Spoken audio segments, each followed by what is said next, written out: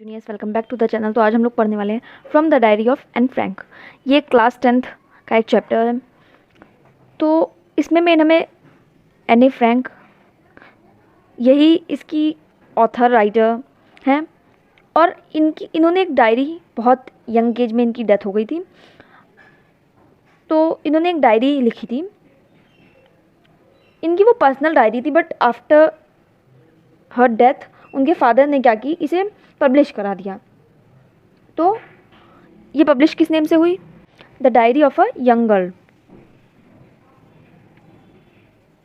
तो सबसे पहले हमारे चैप्टर स्टार्ट होने के पहले इनके बारे में बहुत सारी चीज़ें दी गई हैं। तो वो पहले क्या है, तो इनका फुल नेम,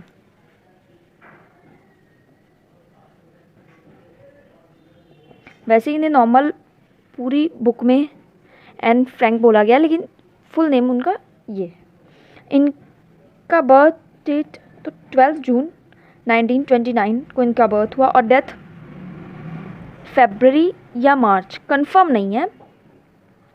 क्यों नहीं कंफर्म है? बिकॉज इनकी डेथ जो हुई थी कंसंट्रेशन कैंप, हम जानते हैं नाजीज हिटलर ने क्या किया था वर्ल्ड वॉर के टाइम।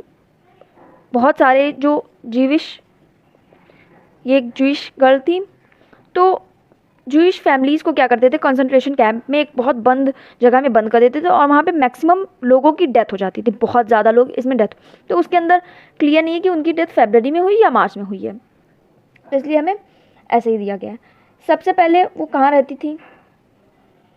तो जर्मनी, बट नाजीज हिटलर की वजह से उन्हें यहाँ से जाना पड़ा। फिर ऐसे बहुत सारी जूइश फैमिली थी जिन्होंने बहुत बार अपने घर चेंज किए छुपने के लिए।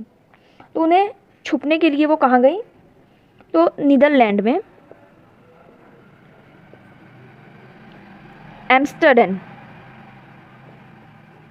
ये सारे बहुत इंपॉर्टेंट क्वेश्चंस इससे बनते हैं। तो यहाँ पे वो कुछ टाइम रही।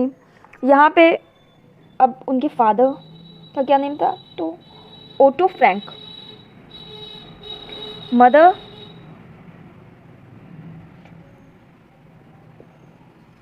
Edith Hollander Frank. अब पहले क्या था, वो जर्मनी से, ये भी जर्मनी के ही पार्ट में आता था, बट इस जर्मनी के पार्ट में कौन थे? नाजीज। तो वो लोग हिडन के लिए, अपनी सेफ्टी के लिए नीदरलैंड में चले गए। लेकिन बाद में क्या हुआ, नाजीज का यहाँ पे भी कब्जा हो गया। अब जब यहाँ पे कब्जा हो गया, तो अब वो अब लोग कहाँ जाएं, बार बार कहाँ कहाँ भागे। तो जो इनके फादर थे, उनकी ऑफिस की बिल्डिंग में, वो ये ऑफिस है, ऑफिस के ऊपर कुछ जगह थी, हिडन प्लेस था, एक लाइब्रेरी से साइड में एक डोर निकलता था, और वहाँ पे ये लोग 2 ईयर्स तक रहे। बिकॉज सबको ये था ना कि अगर वो पकड़े गए तो कंसंट्रेशन कैंप में, तो इससे अच्छा बहुत मुश्किलों से वो यहाँ रहते थे, बहुत प्रॉब्लम्स के साथ, बट वो यहाँ रहे 2 साल तक। लेकिन 2 साल बाद क्या हुआ कि वो जब पकड़े गए तो उन्हें कहाँ डाल दिया गया? तो कंसंट्रेशन कैंप में। अब यहाँ पे मेन 3 लोगों की डेथ हो गई। मेन हमें अभी तक 4 लोग इनकी फैमिली में बताए गए हैं, मदर, फादर, एन फ्रैंक, और इनकी एक सिस्टर थी। तो 4 में से डेथ हो गई किनकी? एन फ्रैंक की, मदर की, सिस्टर की। अब बचे कौन? केवल उनके फादर। तो जब डेथ हो गई, जब वॉर ख़त्म हो गई, तो फादर क्या की, जब कंसंट्रेशन कैंप से बाहर निकले, तो उन्होंने देखी कि उनकी डॉटर की एक डायरी है जो कि बहुत सेफ है, और जो बहुत उसमें यूनिक रिकॉर्ड दिए गए हैं। तो उन्होंने उसे पब्लिश करा दिया the diary of young girl name से। तो ये सब तो अबाउट हमें दिया है, ये सब ऐसे ही नॉर्मल चीज़ें। अब मेन जो हमारी स्टोरी स्टार्ट होती है वो अब हम लोग देख लेते हैं। जो उनकी पूरी डायरी थी, उन्होंने लिखनी स्टार्ट की थी 12 जून को, जो कि 12 जून को उनका बर्थडे था। तो उन्हें गिफ्ट में मिली थी 1940 से। और इसकी जो लास्ट उन्होंने लिखा था 1 अगस्त 1944, यानी कि 2 ईयर तक मेन इन्होंने लिखा था। अब 2 ईयर हमें पूरा, तो बिकॉज इस पर तो पूरी एक नॉवेल है, तो पूरी नॉवेल तो हमें दी नहीं गई है, तो इसका एक एक्सट्रैक्ट दिया गया है हमारी कहानी में। और इनकी जो ये डायरी थी वो मेन डच लैंग्वेज में लिखी गई थी। अब डच लैंग्वेज में से इसे बहुत सारी लैंग्वेजेस में ट्रांसलेट किया गया था और इस पे बहुत सारी मूवी बन चुकी है इस डायरी पे। ये डायरी बहुत ज़्यादा फेमस है और ये जिस एज में इनकी डेथ हुई थी, इन्होंने पहली बार ऐसा कुछ डायरी लिखना ट्राई किया था, तो इनमें एक पहले से ही कह सकते गॉड गिफ्टेड एक स्किल दी गई थी इनमें। तो अब ये सबसे पहले जो हमें एक्सट्रैक्ट दिया गया है उसमें है कि ये डायरी इन्होंने लिखनी क्यों स्टार्ट की। बिकॉज एक लाइन है हमारी बुक में, paper has more patience than people. लोगों में ज़्यादा पेशेंस नहीं होता, नॉर्मल है, इसलिए वो पेपर का यूज़ की। और उन्होंने एक दो और पॉइंट बताए, जैसे कि उन्होंने बोला आई डोंट फ्रेंच, मतलब उनके बहुत सारे फ्रेंड नहीं थे, I don't have friend. Third क्या है, थे तो हमें जो बताया गया है 30 फ्रेंड्स, लेकिन ऐसे कोई नहीं थे जिन्हें वो सारी चीज़ें अपनी हर एक चीज़ छोटी छोटी बता सकें। तो जब उन्होंने डायरी लिखनी स्टार्ट की तो उन्होंने डायरी को अपना बेस्ट फ्रेंड माना। अब डायरी को हमेशा डायरी वो कह नहीं सकती थी, तो उन्होंने क्या नेम दे दिया अपनी डायरी को, किटी। अब वो हमेशा डायरी को किटी बोलती थी अपनी। उसमें पहले उन्होंने, अब स्टार्ट तुरंत करेंगी नहीं, तो उन्होंने अपना एक पूरा ब्रीफ स्केच दे दिया अपनी डायरी को, यानी कि अपने बारे में बहुत जो उनकी अभी तक में लाइफ में मेन चीज़ें हुई थी, उनके घर में कितने लोग हैं, क्या कैसे, तो वो सारी चीज़ें वो बताएं। तो उसमें क्या था कि जब उनके फादर मदर की मैरिज हुई थी तो उनके फादर 36 के थे और उनकी मदर 25 की थी, और उनकी जो सिस्टर अभी कितनी की थी, तो 16 ईयर्स ओल्ड। अब उनकी सिस्टर का नाम क्या था, तो मार्गोट। अब इनका बर्थ प्लेस क्या था, तो फ्रैंकफर्ट। तो इन्होंने बहुत सारी जगह बदली थी। फ्रैंकफर्ट में इनकी बहन का बर्थ प्लेस है और ये कहीं और, फिर उसके बाद इन्होंने लास्ट में नीदरलैंड एम्स्टर्डम में थी। तो बहुत सारी जगह इन्होंने चेंज की थी नाजीज़ के डर से इनकी फैमिली ने। तो फ्रैंकफर्ट जर्मनी में कब हुई थी, तो 1926।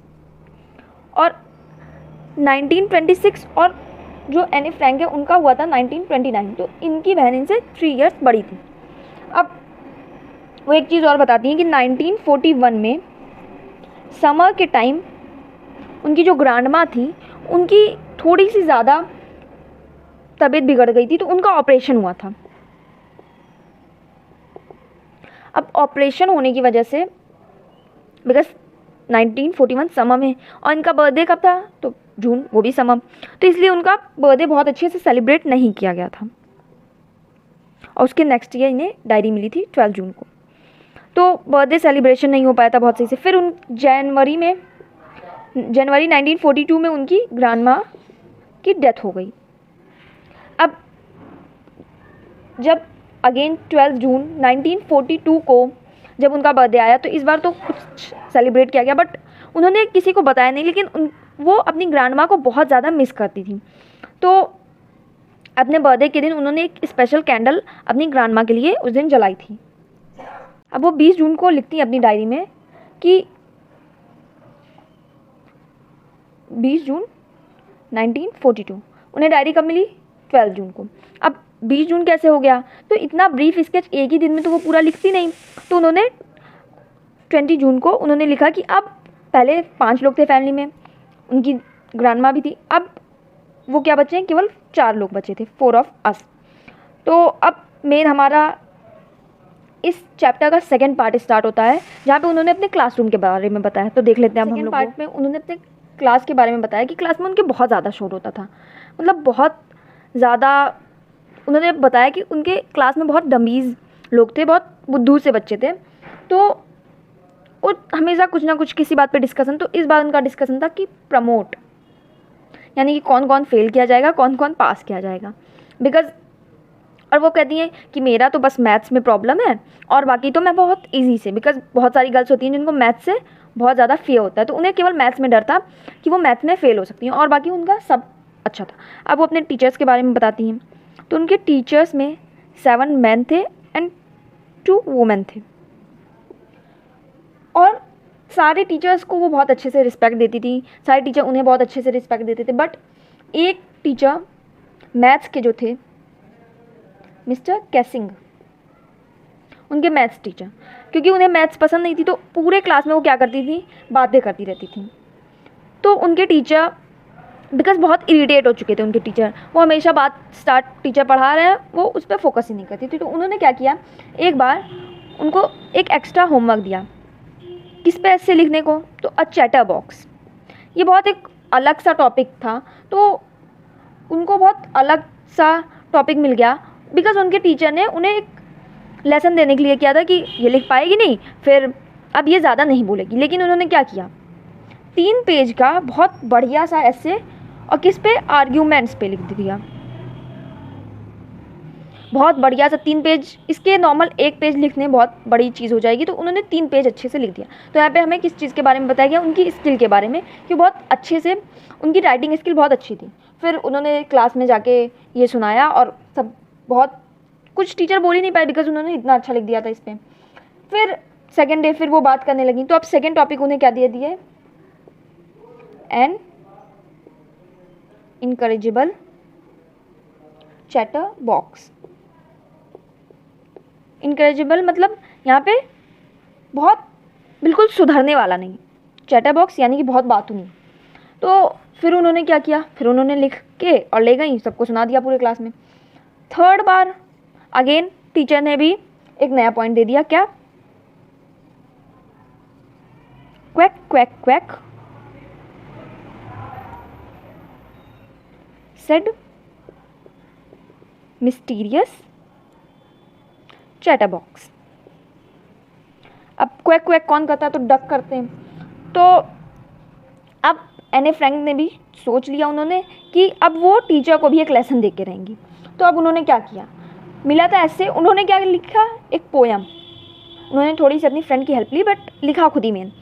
तो एक पोयम उन्होंने लिख दी, जिसमें पोयम हमें पूरी नहीं दी है। तो पोयम में उन्होंने एक मदर डक के बारे में बताया है, फादर स्वान के बारे में बताया है, और बोला है कि जो 3 बेबी डकलिक्स थी उनकी, तो फादर स्वान गुस्से में आके क्या करते हैं, उनकी डेथ कर देते हैं बिकॉज वो हमेशा क्वैक क्वैक करते रहते हैं। तो इसको जब वो, इसको बिकॉज उन्होंने बहुत कॉमेडी फनी में लिया था, ऐसा बहुत रूडली नहीं लिखा था। तो स्कूल में जब वो इस पोएम को सुनाते हैं तो सारे बच्चे बिल्कुल लोट पोट हंसी और बहुत मजाक की तरह लेते हैं। तो उसके बाद सर भी समझ जाते हैं कि ये सुधरने वाली लड़की नहीं है। तो अब टीचर क्या कर देते हैं, बात करना अलाउ कर देते हैं। अब उसको बार बार एक्स्ट्रा होमवर्क नहीं देते हैं। अभी तक क्या था, 3 बार उनको होमवर्क मिल गया था एक्स्ट्रा एस्से पे, तो अब उन्हें बार बार होमवर्क भी नहीं देते हैं। और अब मिस्टर कैसिंग जो उनके टीचर थे वो भी बहुत फ़नी बन जाते हैं। तो यहाँ पे हमारा चैप्टर एंड हो जाता है। अगर वीडियो अच्छी लगी हो, समझ में आया हो, तो लाइक शेयर एंड सब्सक्राइब कर देना। मिलते हैं नेक्स्ट वीडियो में, तब तक के लिए bye bye and thanks for watching.